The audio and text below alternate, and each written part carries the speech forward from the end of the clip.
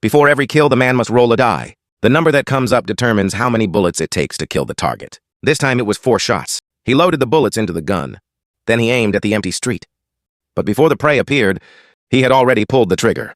He thought the bullet would hit nothing. But unexpectedly, the target appeared and took the bullet. Then came the second shot. Unexpectedly, the target's companion, to save him, sacrificed a leg to block the fatal shot. However, the killer did not plan to fire a third shot, and instead left the scene.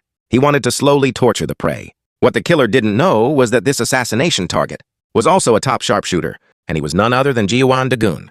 Upon seeing the bullet wound, Ji-Yuan recognized the attacker's identity. This bullet had previously targeted Ji-Yuan, the important person he was protecting. It seemed this time, the killer intended no mercy, so Ji-Yuan decided to strike first. After locating the killer's lair, Ji-Yuan and Lupin were stunned. The killer's backyard was filled with countless tombstones, all for those who died by his gun. He even had one prepared for Ji-Yuan in advance. Clearly, he didn't consider them human at all. This only strengthened Ji-Yuan's resolve to kill him. When they sneaked into the building, they heard their companion Futako calling for help. Futako had been caught by the killer. While stealing a treasure, her hands bound and clothes stripped, locked in a dark room. At that moment, the killer suddenly appeared behind them. In truth, he didn't personally know Ji-Yuan. Killing Ji-Yuan was just a contract from his employer.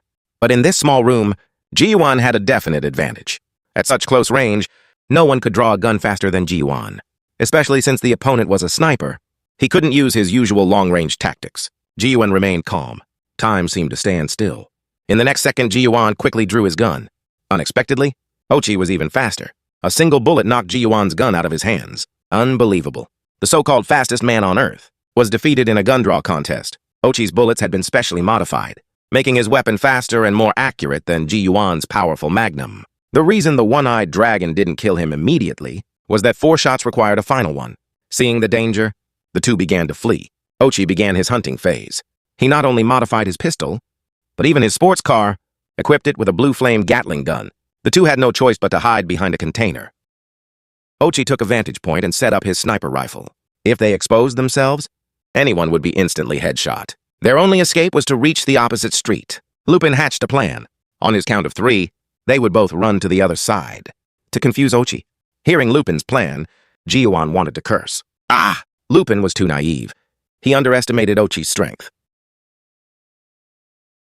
He watched his best friend die before his eyes. Ochi was a man of principle, killing only Ji-Yuan for the money. To avenge Ji-Yuan, a new plan formed in Lupin's mind.